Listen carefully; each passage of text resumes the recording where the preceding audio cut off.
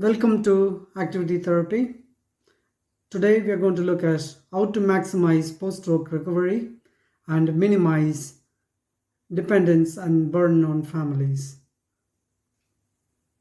Who am I? I'm an occupational therapist, have over 20 years of expertise working with the patients.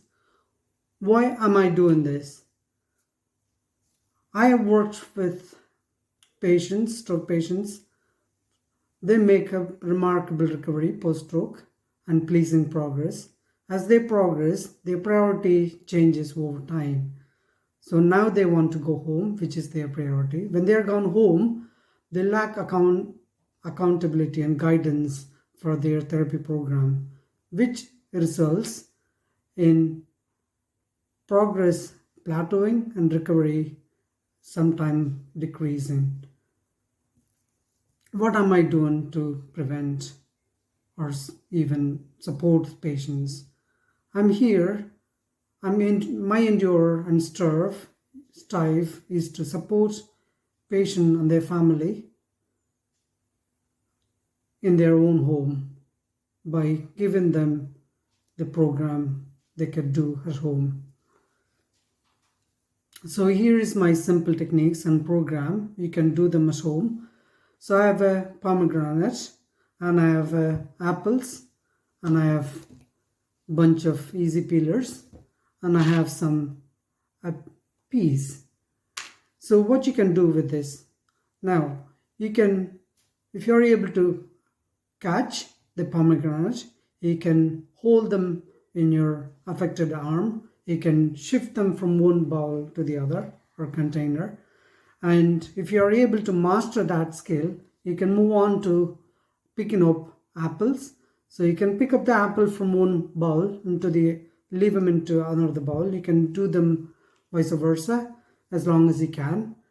And then if you progress and master that, you can use the easy peelers. You can pick them up and the same way you can shift them from one container to the other. And if you progress further and if you master, and you can move on to the finer skills, which is holding a small objects like a piece. You can get them in a bunch. You can transfer them from one container to the other, and by doing so you're making this skill repetitive. There are strong evidence to support the repetitive behavior, the intentionally you do, makes your nerves axonal thicker than other axons which is not used. So sometimes the thickness of these axons would be 6 times larger or thicker than the unused axons. So there is a strong evidence to suggest this is effective in post-stroke recovery. There are tips. You can maximize this program by tracking them and making you accountable in your own terms.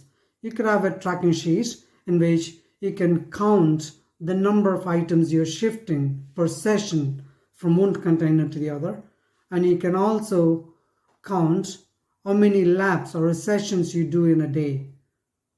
This gives you kind of overview in over time. You can check back and you can see your progress, and this improves, and it will show you the time you take to do this and the accuracy of dropping in a right container.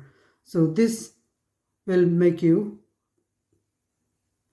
continue your progress and engage in the activity you want to do at home. Thank you for watching.